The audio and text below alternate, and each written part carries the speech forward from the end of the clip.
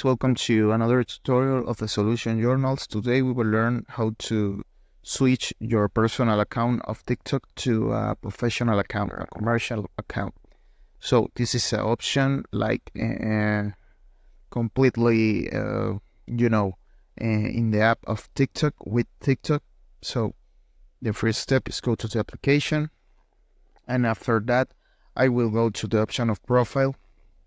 And here now we need to go to the superior right corner in these three lines, and you got a panel with three options. We need to pick the third option of settings and privacy, and here we need to pick in the option of account.